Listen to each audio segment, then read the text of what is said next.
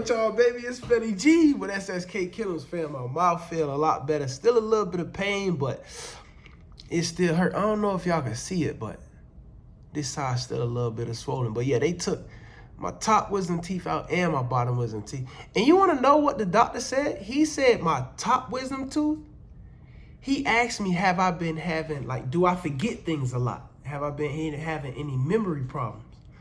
And I'm like, I don't know. And Tati was like, yeah, he do.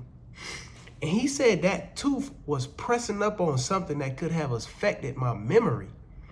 So again, I don't know, fam. We'll see. But I do feel a lot better with them gone. I can say that. You know, still a little bit of pain, a little swelling, but I'm on medicine. I'm on antibiotics. So we doing much better, fam. So I could come on here and talk to y'all. I ain't gonna lie. Them last 2 days, fam, I ain't want to talk to nobody. I ain't want to say last 3 days. Boy, you want to talk about some pain? Ooh. It was hurting, baby. But yeah, fam, this year, I'm trying to get everything right, fam, that I need as far as health insurance wise with my health, with my mouth. You know what I mean? So I got them 2 wisdom teeth pulled. And then the next thing I'm finna try to do is get Invisalign, whatever it's called. I'm finna try to do that, fam. My homeboy got it, and good God Almighty, that boy teeth look like they fake. So I'm finna do that too. But to the video, fam, I'm sorry. Welcome back. I love y'all. I'm gonna put a clip up here, fam, and we finna talk about it. And this applies to life, period, but mostly to the dogs for me in my field. And I'll explain later why. But this is for educational purposes only, fam. Check it out. So there's a story about a shoe salesman in Los Angeles in the 1950s. I can't remember his name. But he was a very successful entrepreneur who owned a whole bunch of women's shoe stores. Yeah. And a journalist asked him, what's your secret? And he said, 2, not 3. And they're like, what do you mean? He goes, if a woman comes into my store, I'll bring her a pair of shoes. She'll try them on. And she'll say, could I see that pair, please? And I'll bring her a second pair of shoes. And she said, could I also see that pair, please? And he'll say, which one would you like me to take away? Oh. Because what he found is when they had a choice of 3, they bought none. And when they had a choice of 2, they bought 1. Ah, I love that. Right? 2, not 3. And too much choice is overwhelming. Oh man, I need to apply that to my life. You see, that's brilliant. I love it when people find the nexus of how you're supposed to do it. Because I understood it as a concept, but it's a nice way to think about it for anything, really. Yeah. And so what I've started doing in my life is I've added constraint, right? And I didn't even realize it until we're talking right now. Which is like, I've got all these options on the table. Pick, I mean, it doesn't matter what it is. Yeah, right? no, I know what you mean. And what I'll start doing is I'll start pairing them off. I'll be like, okay, between these 2, okay, get rid of that one. Okay, between these 2, okay, get rid of that one. Between these 2, and the choices become really easy. And then I get to the final 2, and I'm like, oh, it's obvious, it's that one. All right, so yeah, fam. Let me just give it to y'all like this, right? And I think that was an amazing clip that people can apply to life across the board, y'all. And I 100% agree. I 120% agree. And I'll tell you why. In the field that I'm in, right, with the dogs, typically, right, if I have 1 puppy, people will go crazy over that 1 puppy. They'll fight over, I want it, I'll pay this much, I'll pay that much.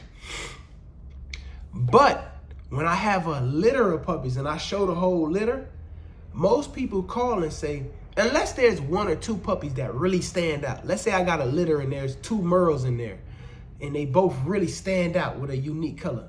Everybody want that puppy because it stands out.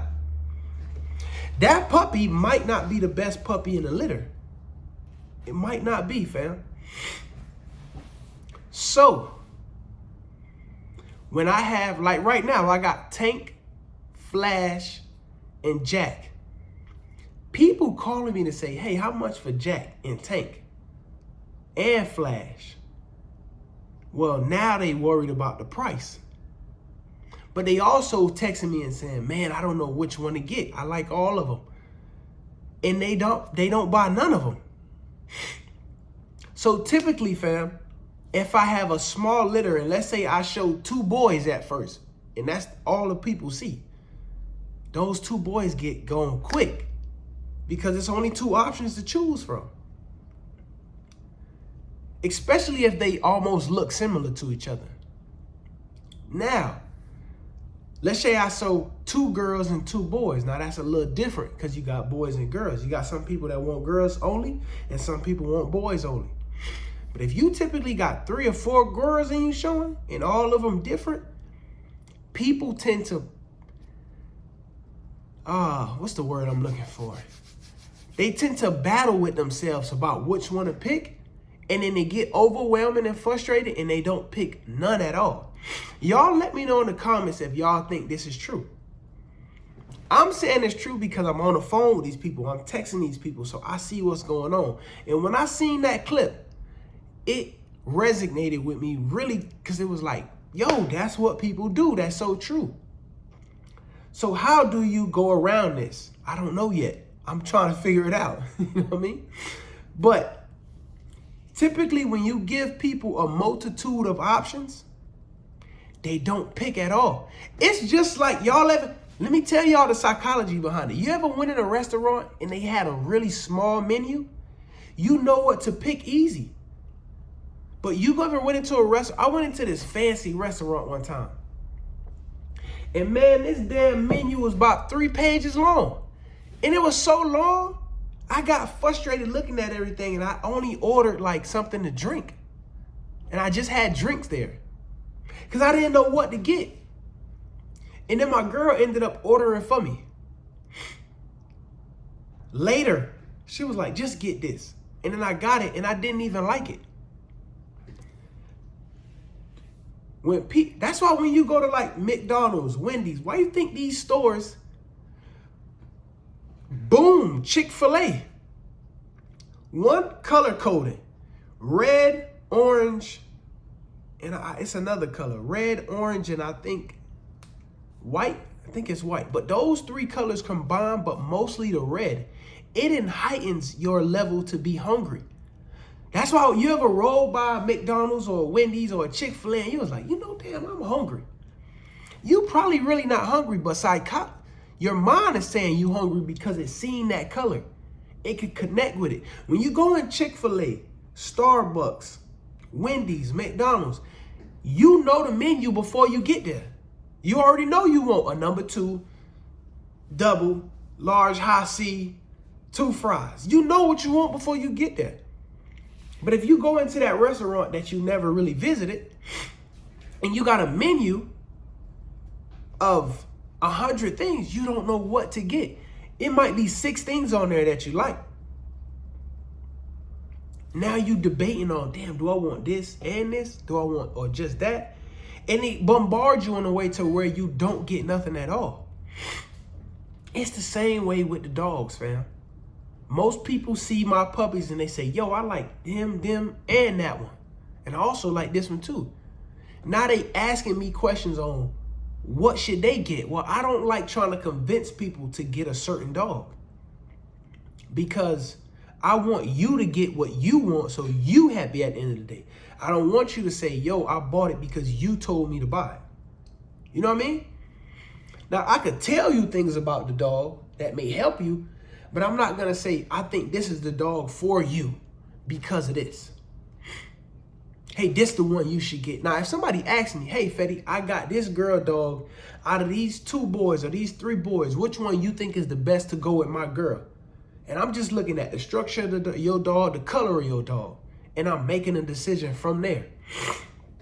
So I think that video really makes sense. But how do you combat that, Fetty? I don't know. I'll get with my mentors and we'll talk about it. But I just wanted to share that because I thought that was really profound and really deep. And I noticed that years ago, but I never connected with it on that level in the video that the guy said it. You know what I mean? So,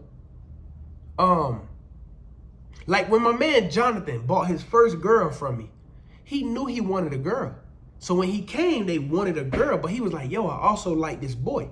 Now, mind you, it was like 4 or 5 puppies there, but he already wanted a girl. And it was only one girl, I think. But his wife was like, I also like that boy right there. And they was like, yeah, we don't know if we want that boy or this girl. But he knew he wanted a girl. So he was like, yo, you know, we just gonna stick with the girl. He told me his plan and what he trying to do. And I said, hey, this is what I think. I'm not saying this is what you should do. I said, hey, this is what I think based off what you told me. And they said, you know what, we gonna stick with the girl. But if it was maybe 5 or 4 girls in there, maybe he would have had a harder time picking which girl he want. To the point where I've had people come and say, you know what? I'm just going to go home and I'm going to let you know which girl I want. Let me think about it. And then they still never come to a conclusion. So I just wanted to share that with y'all because I think that video was super profound. That's the type of stuff that I watch on my Instagram, YouTube. So when people say, bro, you ever seen such and such Kindles? 9 times out of 10, I didn't because I don't go looking for that. So the algorithm don't feed me that. And I think that shows that it shows the type of person you are. If you're a person that look at women all day on Instagram, it's gonna show up on your they gonna feed you mostly that. If you're a person that's looking at dogs, they mostly gonna feed you that. If you're a person that got a feet fetish and you're looking at feet, they gonna mostly show you that. If you're a person that's like into spirituality and that's what you watch mostly and you like and you comment on, the algorithm is gonna feed you that back. So now Instagram isn't a bad tool because it's feeding you good things. That's increasing the good parts of you versus increasing or growing the bad parts of you. But either way, fam, I think that video was profound. I would love to know what y'all think. Maybe y'all could give me some ideas on how do I combat this situation. All right? So, fam, I love y'all. I appreciate y'all. A little bit of pain, but we gonna weather the storm, baby. I'm out of here. Yittity. I gotta say that one low. I can't go loud with it. Yittity. All right? Is that you, Lord? That's the highest I could go. I'm out of here, baby.